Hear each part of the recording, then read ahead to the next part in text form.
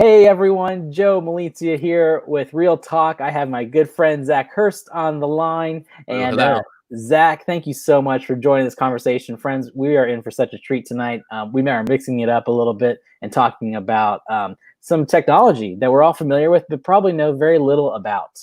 And that's where Zack comes in. So Zack is gracious enough to bust some myths about electric vehicles, man.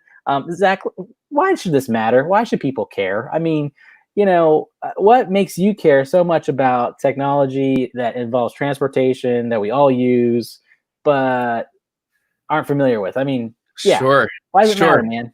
Well, and that was a question that I actually struggled with a lot for myself, because back when all of this started for me, which is roughly a year ago, a little bit more. Yeah.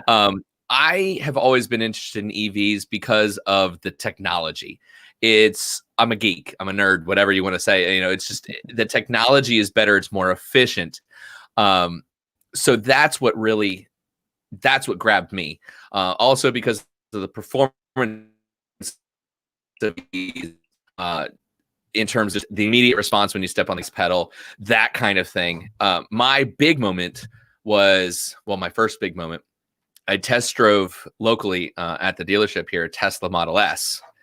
And that really was when my life was changed, because I realized, wow, there's something to this.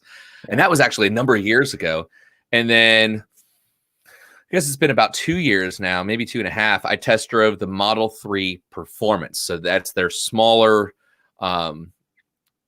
sedan that's kind of more for the mass market. And the Performance model does 0 to 60, and at that point 3.4. They've actually made it a little bit faster now. And that, I say, was the day that my life was ruined.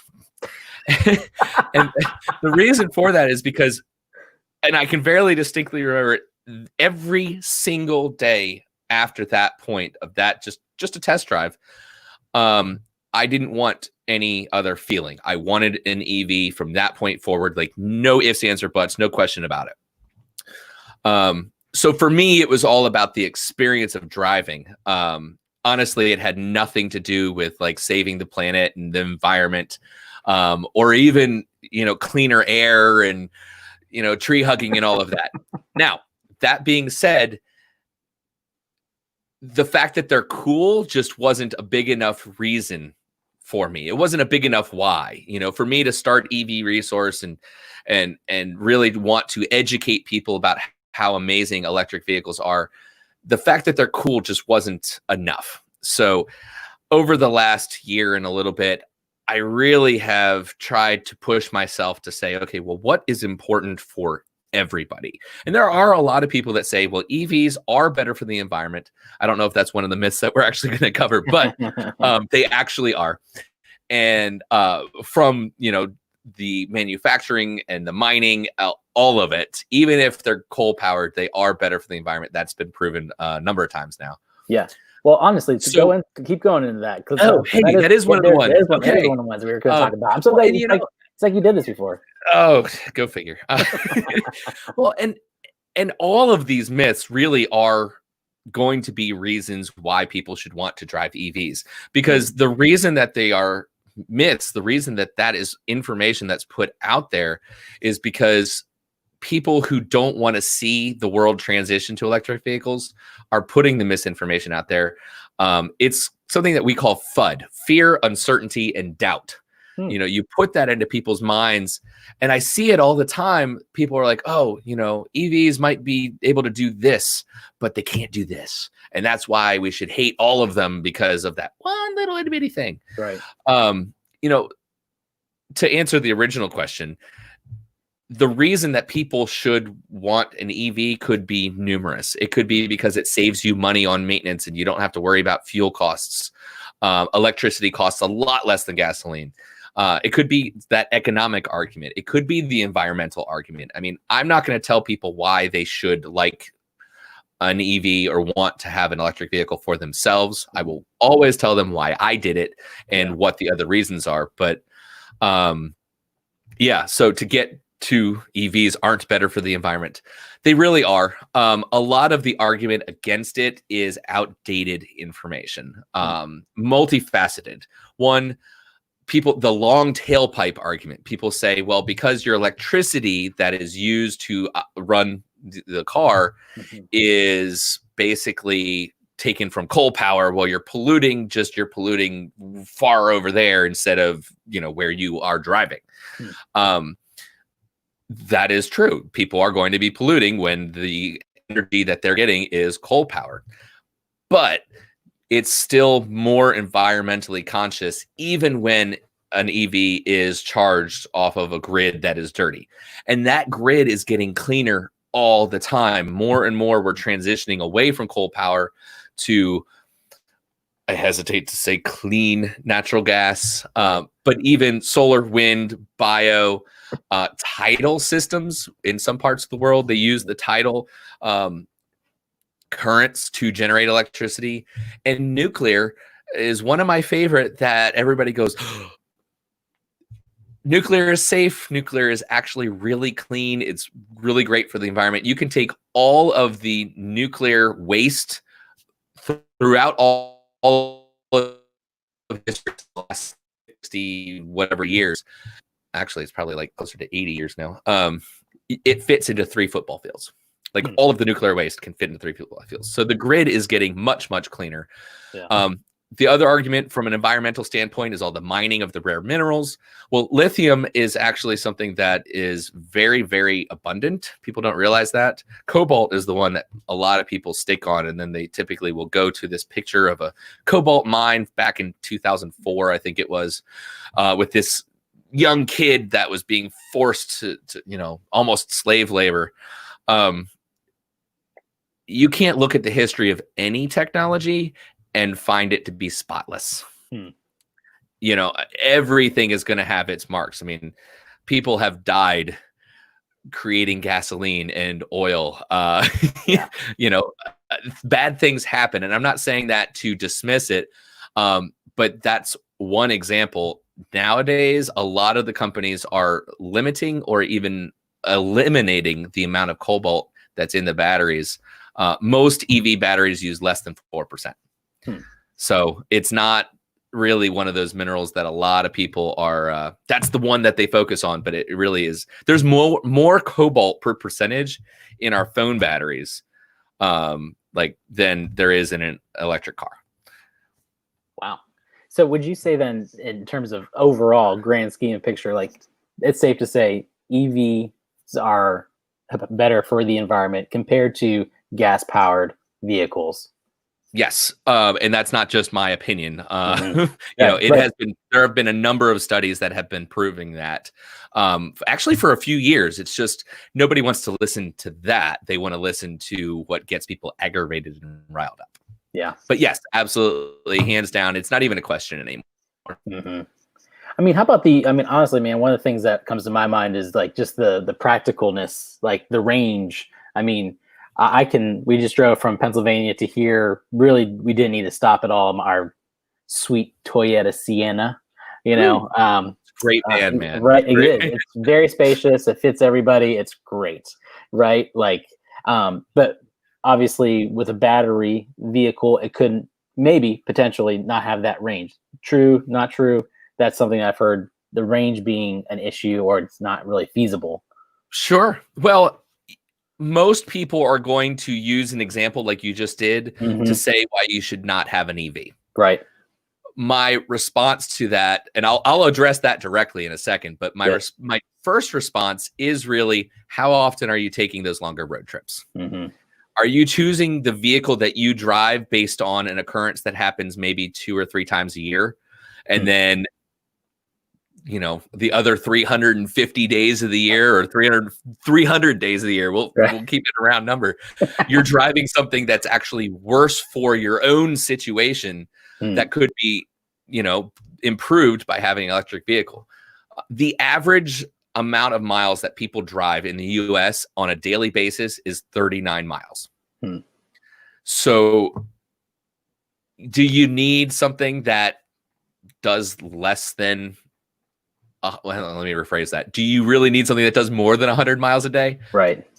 Most people don't. Now, The older EVs, especially like the one I have a Chevy Spark EV. I got it used for $11,000. It's got a range of 82 miles. Mm-hmm. I haven't bought gas in over a year. If we want to go on a longer road trip, we take my wife's car. I've still got my old Civic sitting in the backyard that I actually haven't driven in 16 months now. I thought I would need it, so I kept it. And now the only reason I'm keeping it, so I'm going to convert it to electric. It's going to be my project car. But, awesome. You know, right now, the average range of a new EV is over 200 miles easily. And if you, let's say, go 100, 150 miles, well, if you're doing 60 miles an hour on average, okay, that's 2.5 hours. Well, my argument and the question I would pose is it really a problem to stop for a half hour, 45 minutes or so if you've just driven for 2.5 hours? Like, there's a safety aspect to it, especially if you've got kids. Like, they need to get yes, bathroom break are real. Break. Yeah. You know, so no, and the twist on your question is they can't recharge or refuel but a lot of newer EV, the Teslas that are charging extremely quickly, you can get a couple hundred miles in 15 to 20 minutes plugged in. You don't have to plug in all the way to full. And it's just a matter of making sure that you know where you're going and how far it is and plan accordingly. If you're going 400 miles, well, okay, drive 200, recharge, and then drive the other 200. Well, if you've got a car that can do 300 miles or so, then you don't need to charge it all the way to full. You can plug in wherever your destination is. Yeah. So EVs can absolutely travel long distances. Even EV bikes. There was just an article this week I actually posted on the Facebook page. A guy traveled from the Mexican border all the way up to the Canadian border, traveling the West Coast on a Harley Livewire motorcycle, full electric motorcycle. People do cross country, multiple 1,000-mile trips in Teslas. They've done that in the Chevy Bolt and the Hyundai Kona. I mean, a lot of the new EVs, people are actually taking them on long distance trips. Some of them, if just to prove that it can be done. Wow. So my car, absolutely not. Sure. It's a short range city car, but it's very amazingly perfect for the use case that I don't drive all that much. And honestly, when I do, I just plug it in. My car can recharge completely in about 35 minutes, and then I'm just running around again. So yeah, it's no big deal. Dang. And honestly, I think the one thing it's really encouraging to hear that it seems like the charging stations they're just multiplying. Oh yeah. So like the availability, I mean, we could make it up that I've heard it. Where do you plug these things in? There's options. The biggest issue there is people don't see them. Right. You know, you see the gas station on the corner. People see Tesla supercharger stations because they're positioned around where people normally are. Right. You know, everywhere I charge my car, people are like, "Oh, I didn't know there was a charger over there." And I'm like, "Yeah, well, it's the third floor of the parking deck behind AC and short pump. Like, you're not gonna know it's there unless you know it's there." Right. And to that point, there's apps that you can download that will tell you, like PlugShare is a good one. They'll tell you everywhere there is a charger that works specifically with your car. And a lot of the newer cars are actually coming with that kind of feature built into it. The Ford Mustang SUV crossover full electric, the Mach-E, is going to have a feature in there where it'll tell you even third-party charging stations where they are. So that's going to be something that you don't even have to really think about. You'll just put your destination in the navigation, and the cars are starting to tell you where you will need to charge and when. You don't even have to think about it anymore. Yeah, man, that's awesome. It's cool. It's cool, and it's changing because people don't realize how rapidly all this is changing. It's technology. It's software. Right. These are, yes, they're cars, but they're not cars. They're computers on wheels. Yeah. And as fast as software and technology changes, the cars are changing.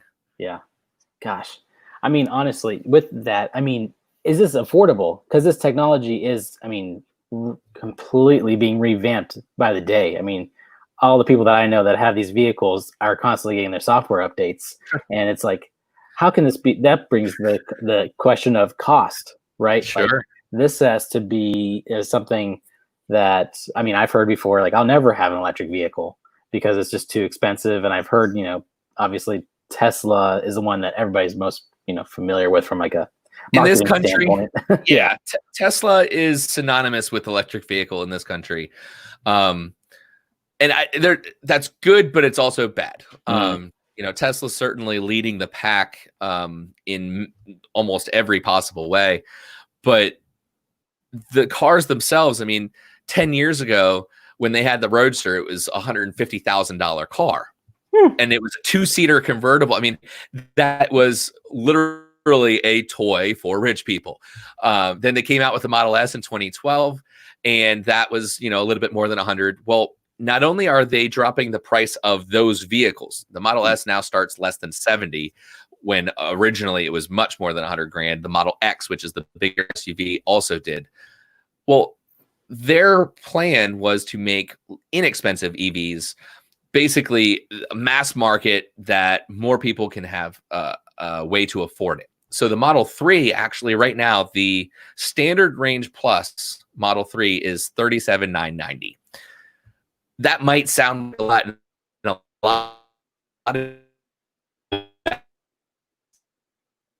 all the other V in a second. Well, not all of them, but that sticker price is what people focus on. They don't realize that the cost of owning an EV month after month after month, you might be able to get the Model 3 for, let's say, $550 or $600 a month payment. Well, you don't really have any maintenance to worry about. You don't have oil changes or timing belts or serpentine belts or water pumps or spark plugs or air filters or any of that. So you don't have that cost. You also don't have fuel costs, whatever people are spending on gas every month. So when you add all those other costs up, like, for example, my wife, she drives a Volkswagen GTI premium gas. She spends close to $850 a month on the car payment, the gas, the maintenance. Well, we're going to get a Tesla Model 3 and replace her GTI, or at least her using it. She's going to keep the car because it's her dream car. But the Model 3 Tesla, $40,000 car. I've never spent that much money in my entire life. The thought of that just drives me nuts. Right. But it's not the total, the price. It's the total cost of ownership. Over 5 years, we'll end up saving close to $10,000 because we made that choice. Now, to get to the other EVs, you can buy other new EVs like the Nissan Leaf or the Hyundai Kona or the Chevy Bolt at massive discounts for under $30,000. And then the used EV market, I mentioned I got my car a year ago for $11,000. The car payment is less than what I was spending on gas. Sure. It's not a matter of being able to afford it. This car is free. Free. But I mean, it saves me $50 a month every month that I'm driving that car and the Civic is parked in the backyard. Jeez. So it's the economic factor. It depends on what people consider to be affordable. But honestly, I was having this conversation with a colleague at Cars and Coffee. EVs are honestly slated, the used ones, for the people that are having the hardest economic trouble.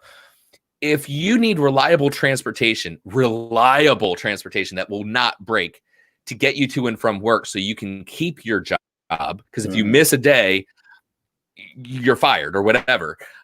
If you need reliable transportation, there isn't anything more reliable than an electric vehicle. So if you go out and buy a used EV to get you to and from work, that is almost better for the people that can afford maybe $5,000 to $10,000 car. You can get old original Nissan Leafs for $5,000. You can get the Fiat 500 or even the smart car electric, which is not necessarily the smartest decision, but it's there.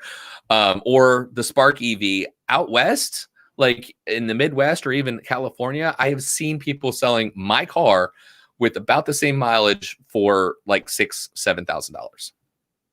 So you're at that point, you're talking what, $150 a month car payment?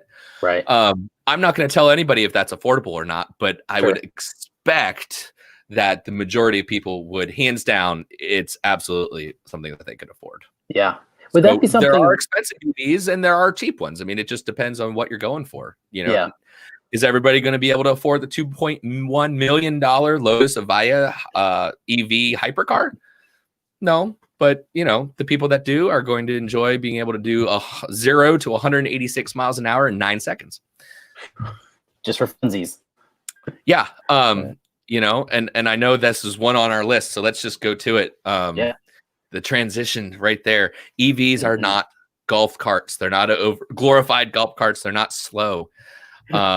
The fastest accelerating vehicle that's mass produced right now in the world is electric, and that's the Tesla Model S Performance with ludicrous 0 to 60 in 2.2. I've experienced that. And did you have a neck injury? I mean, honestly, no, but they tell you actually to put your head back against the headrest before you launch because of that. I mean, it's dead serious. It's like how they prepare you to be on a roller coaster. It's crazy. That's awesome. The thing that's from this even the speed standpoint, I mean, what is the charging? I want to go back a little bit real quick here to the cost of the electricity to power these bad boys. I see like the long-term value of the vehicle's payments is definitely cheaper. That's awesome. But is the electricity to charge these batteries, does that offset the cost of owning one of these bad boys during the long term? In of itself, no, but combined with the savings on maintenance, yeah, absolutely. Electricity obviously costs a different amount depending on where you are. Most people are going to charge their EVs at home. Yeah. And so like here, like I'm paying about 12 cents per kilowatt hour. That's a unit of electricity. My battery can handle a total right now. I can use about 14 kilowatt hours. So if I were completely dead and charged to 100%, what's 12 times 14? 144 plus another 24. So 168. So $1.68. Right. It would cost me $1.68 to charge my car to 100%. And then, I'll go the mileage I can. Basically, it costs me about a half a penny per mile to drive my car. And a fast car too. Well, yours would. Well, it's got 327 foot-pounds of torque. I don't know what that means. I'm just nodding my head and be like, cool. Okay. It's got more low-end grunt than a V6 Camaro built in 2020. That was English. So, we'll put it that way. Thank you. But, yeah, I mean, the electricity, and honestly, a lot of the chargers, the public chargers that are kind of the mid-range in terms of speed, like if you're going grocery shopping, you'd plug in while you're going shopping. Those are free most places. The fast chargers are comparable with what you'd pay for gasoline. So, that's super, super easy. But EVs are more responsive to the performance. Like it's more fun because you step on the accelerator and it gives you an immediate response. You don't have to wait for the car to decide what gear to be in and then accelerate the engine through the RPM range to get to that one sweet spot where you're making the horsepower you need to make. Just you punch it and it goes. It's awesome. That's I love amazing. it. I'll have to give you a ride sometime. Dude, seriously, man, for real. I would love that. That sounds wonderful. Well, that's the thing. I feel like, functionality, that's the name of the game for so many people, right? Like we do have to get to work on time. We do need to get to pick up the kids, right? And frankly, to have a vehicle that is reliable and functional, I mean, it's not that it's slow that matters. I'm not looking for a Corvette or a Mustang here, right? I'm just looking for reliability. Like, can it actually meet my needs? Whenever I think of an electric vehicle, I think of this little toaster oven that has wheels on it, right? And that's just what comes to my mind. I'm like, there's no space in this thing. Like, hey, I got 2 kids, a dog, a couple friends, we just packed, a van that is made for these things. And all I think of whenever I even ponder the ideas of EVs is these things aren't functional. This thing can't possibly meet my needs for my stage of life, young family, young kids, all the crap in the world, plus the kitchen sink, right? Like, right. I mean, what do you say to that, man? Because like I said, toaster oven, that's what I'm thinking with wheels. If you can't find what you're looking for with the current selection of EVs out there, you will likely be able to find it within the next couple of years. Unfortunately, the major manufacturers, the legacy brands, if you will, like are not making that transition because they don't care. They make their money on maintenance. They don't want to make EVs, because they will lose money. They're more expensive to make. And they're not going to, I mean, I have spent money on tires over the last year. That's it. Yeah. Over a year. And I've only spent like $400 on this car. So, it doesn't make sense for them to build the EVs that people want. And they say there's a demand problem that people don't want EVs. Well, that's not entirely true. It's just, if you go to a dealership and say, hey, this is what I need a car for, this, I've got a family, we've got sports equipment, we need to get around, here's how far we drive. They're going to point you towards a gas powered vehicle. When it comes to vans, unfortunately, they don't have any full electric minivans. Closest you can get is plug-in hybrid Chrysler Pacifica. Okay. But you can still get, 20, 30 miles of all electric range and then switch over to gas for the longer trips. And it works. Yeah. Yeah. That's a great ride. It is. Yeah. That's, I mean, honestly, Zach, for even people that, would you say that EVs, do you think it's really practical and realistic that EVs will be the first time car for like this generation that's coming up with all the technology that's at our fingertips? Do you think it's quite there yet in terms of affordability, practical ness? Do you think 16-year-olds will have access to something like this? Because like I said, I know adults that are dreaming of it. Yes. My daughter's 12 and her first car will either be the Spark that I'm driving or it'll be a Tesla Model 3. Nice. I would prefer the Tesla Model 3, even though it costs four times as much, because it's a lot safer. Yeah. Teslas specifically are the safest vehicles on the road. They get higher crash ratings than any other car. So I want my kids to be in the safest cars, but EVs are generally safer than gas powered cars. One, because they actually, believe it or not, don't catch fire as much. They catch fire 8 times less than gas powered cars do. But also a lot of the EVs, the way they're designed, they have a lot more crumple room. You'll see a lot of electric vehicles, they pop open the hood and there's nothing there but more storage space. Right. And that's because the motors are kind of tucked underneath and the battery pack's underneath the car and it's all bolstered and strengthened and everything. So they're a lot safer. The way things are progressing, I think, 5 years from now, we will see a lot more EVs out there. I think that actual transition will probably be about 10 years from now, where the majority of new cars sold will be electric. And then I think probably half the car on the road, it's going to take maybe 15 to 20 years before gas-powered cars are just not prevalent. The one thing that'll change that is public policy. There are a lot of cities in Europe that are actually starting to ban or put in place plans to ban gas powered or diesel powered cars, in 2030, 2035, 2040. So public policy might accelerate my own little timeline a little bit, right? But it just depends. I mean, the US, we tend to lag behind the world when it comes to smart policy decisions, which that's a whole other conversation. Podcast, folks. That'll be on for another day.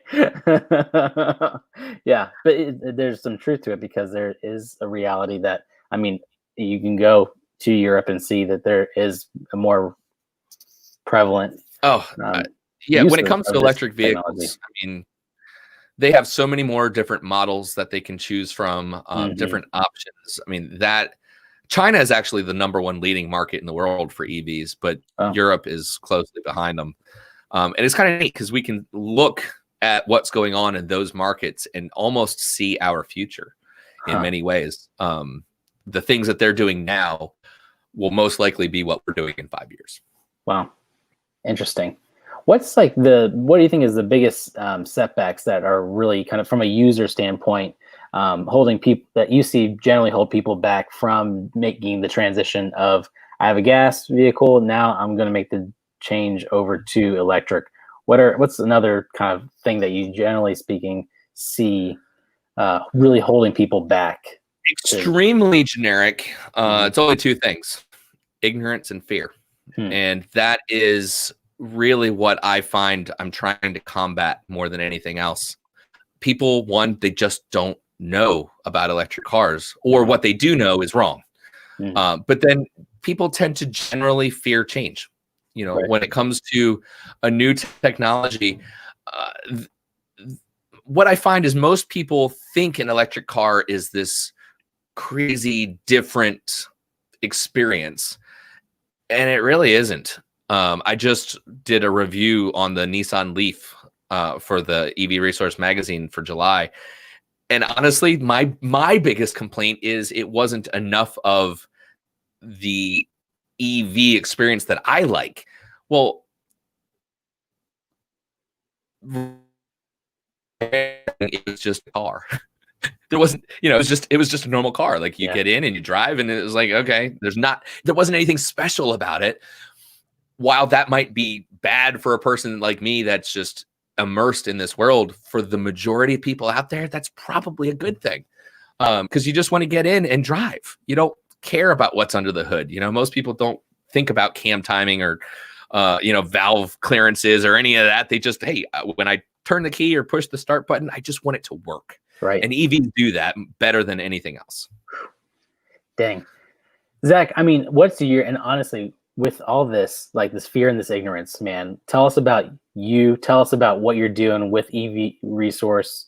Like, man, I wanted people to use you as friends. This is why I have these conversations. I want to connect you with folks that can give you the information that you need, the honest information that you need, not what they want you to hear, but just what is the facts, and honestly, how they can bring solutions to the problems that you're facing. So, Zach, like when it comes to the electric vehicle world, what are you doing now, man, to really help change the conversation from the consumer side? Because you don't work for these EV guys. No. You're solo. You're independent. Brand agnostic. Yes, it's what perfect. Honestly, like I don't care what people drive.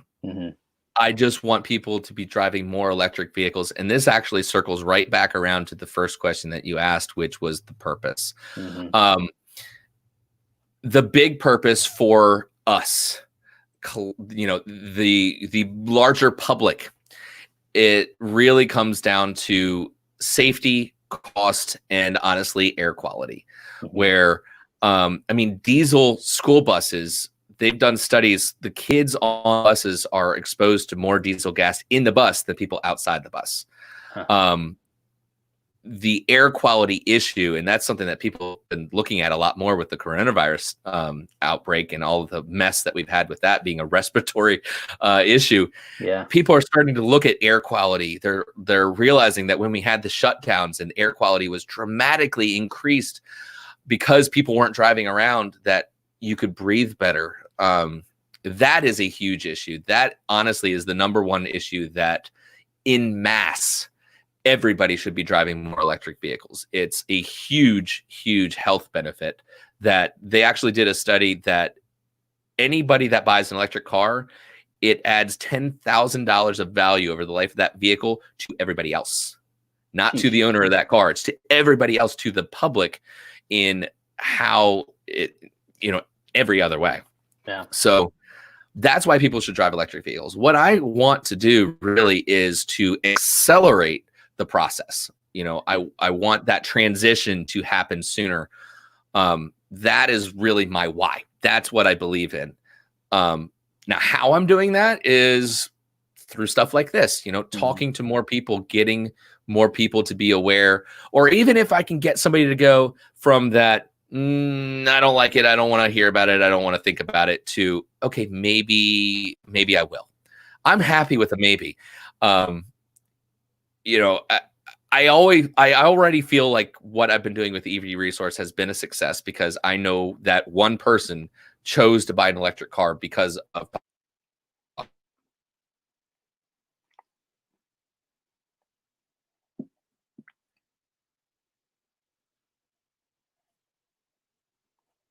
major ones. Also a YouTube video. I've got the monthly magazine that people can subscribe to. In-person events, not as much these days, but we just had Cars and Coffee on July 4th morning, you know, talking to people there, which is always fun. But really just, I feel almost like an evangelist. Like I just want to get out there and really share the good news. Yeah. As many ways as I possibly can. You know, EV Resource is not something that I have made a profit with. I'm not doing it to make money. You know, it really is much bigger than just me and what I'm trying to do. I'm just trying to plug into that movement and really expand on it. Yeah. And honestly, man, like practically speaking, how can people really support you, like connect with you? I want people to know how to connect with you, Zack, today. What would they need to do? Okay. Well, if you want to reach out to me directly, an email set up. It's hello@ev-resource.com. I tend to check that fairly often. So, you know, with EV questions or comments, concerns, it doesn't matter. You know, the place to have a conversation or initiate a conversation is there. You can also subscribe to the YouTube channel. Check it out, guys. Actually, awesome. I'm looking to get 100 subscribers, because then I can actually do a custom name. It won't be youtube.com/channel/ all of that mess. It'll be, you know, /EV Resource. But YouTube doesn't allow people to do that until they have 100 subscribers. Okay, fine. You got to start somewhere. So, yeah. You know, obviously starting from zero, the YouTube stuff, I actually only started in February. So it's only been a couple months. And it's slowly building, you know, just like anything else. But yeah, I would say if you're not an EV person, have a conversation, ask questions, figure out what is it that you want to learn. What do you want to know, and throw it at me. I literally named EV Resource because I want to be an EV resource. The name was quite literal in that way. But yeah, you can always find on Facebook as well, the Facebook page, on Twitter, Instagram. I've even got a LinkedIn page that I'm putting all the latest EV news. Every day I'm posting like 7 articles, latest EV news articles of what's going on in the wonderful world of EVs. So, which is a lot, because it's a lot. Yeah. I could honestly put a lot more on there. But I think 7, like I post every other even hour. I'm sorry, every other hour on the even hours. So 6 a.m., 8 a.m., 10 a.m., noon, 2 and 4. Because honestly, more than that, I'd probably get overwhelmed. But it's a lot to learn. So the podcast is a great way. I usually have 4 or 5 stories of the week that I will touch on if people don't want to take their whole life and dive in like I do. But I mean, that really is how I started. I fell in love with the concept, and then fell in love with the cars, and what became an obsession is a passion, and just keeps growing. And you clearly, the passion is very real, even in our conversations. I'm sure, friends, as you're hearing Zack share, I can tell you it's real, because I've talked with him one-on-one, and I've heard other people connect with him, and the passion and the wisdom that he shares is so sincere and caring. And honestly, whenever this guy says that he doesn't care about what you end up buying, it's just having the conversation that you're not yet having, he really does mean it. And it's only made me more open to, I think, well, I've always been open to the idea of having an EV. It's more of just the when the timing happens kind of question for me personally, but having the confidence that it actually is a good idea. It's not just,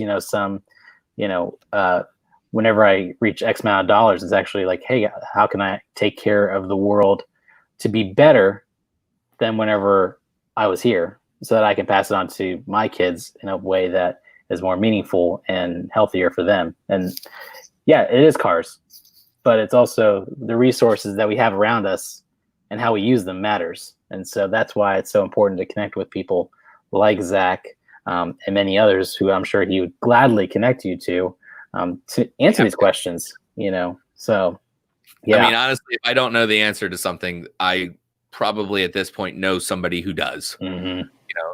It's not often that I get stumped anymore, but man, I'd love the challenge. Throw it at me. That's great. Zack, any closing thoughts, my friend? Anything as we sign off, as we close out tonight, that you just want to communicate to the world as you continue being of service for folks, really getting information to make them make good decisions? Gosh, I feel like I've said a lot. It's all been good. It's all been good, man. But no, I mean, honestly, I would say if somebody is thinking about, or I've just even sparked their interest in electric vehicles, reach out. Let's chat, and I don't even charge for that. Maybe I should. I don't know. But he doesn't charge now, guys. So just call him. No, I don't. And I won't ever. Sharing about electric vehicles and really pushing through all that is too important to ask for money for it. Mm-hmm. I'll figure out but not with information, that needs to be accessible. But that would be the big thing. Just reach out, start looking at the podcast, or start following along on the Facebook page. I have people that have reached out after months of looking at stuff going, hey, I think it's really neat. I had a quick question.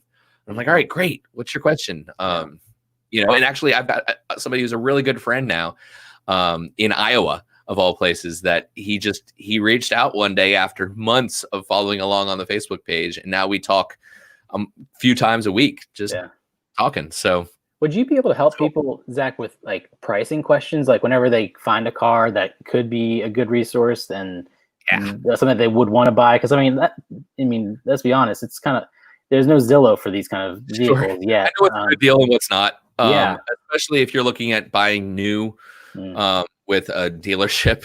They're not fun. I've even thought, like, if I had a free day or something, I'd go with somebody if they wanted to buy a car, because I will totally haggle the hell out of the car salesman. Be like, well, I'm sorry, you don't actually know what you're talking about.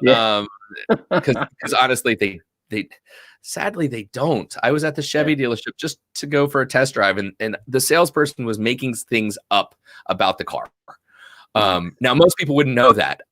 I did. Like, I was asking questions I already knew the answers to, because I wasn't test driving the car. I was test driving the salesperson, really. And I wasn't impressed. So, oh my gosh. Like, I'm more than happy to assist people if they're thinking about actually buying a car, to share with them some of the resources. If you're buying a used car, actually, I think I told you about this, Joe. The idea was to be able to test the health of the battery pack beforehand. I'm putting something together on that. I'm not quite ready to share publicly, but the idea was sparked. So I will be doing something as a way to provide an additional service for people. But even used, generally you can get some good deals. You just have to know, like any car you're buying, you just got to know who you're working with and who you're buying it from. Yeah. And honestly, friends, when that time does come, reach out to a guy like Zack, who he doesn't have to stand in the bank. He cares about you way more than the car. So those are the kind of people I want in my corner, which is exactly why I want you all to have access to him. So go to his YouTube channel, follow him, see what you like, see what you don't like, ask him the questions that you're pondering, and actually find what you really need to make the decisions that you really are looking forward to as you explore this awesome technology that's changing. It is. So, Zack, man, thank you so much, brother, for this conversation. Thank you for your wisdom. Thank you for providing a platform and another excuse for me to rant. I really appreciate you being able to take your valuable time to allow for this kind of forum. I think that's important, that more and more people need to know all of the great information that you are allowing be shared. Not just me, but so many of your other guests. I'm sure all of your audience has watched every video you've done, but Sure. if not, they need to, because there's so much. I really have to throw it back at you and say thank you, because the work that you are doing has a lot of value. You're bringing so much to the world too. So Thanks, man. I appreciate that. I know a lot of other people do too. Thank you, brother. I really appreciate that. These conversations, folks, are for you all. They really are. They're to be a blessing, to show you all what is available, both personally, professionally, hard, easy subjects. I mean, this is why we're here. Let's do this together. Let's connect with one another. If there's anything that I can do for you all as you endeavor in your futures, whether it's personally or professionally in the coaching world, I would be honored to stand with you, because it's guys like Zack that I get to connect with and just have fun learning from, and being able to pass those lessons on to you all as students. And so, just appreciate you all. And I pray that you have a wonderful night, had a wonderful 4th of July weekend. And until next time, thanks again, guys. Have a great night. Thanks, Joe.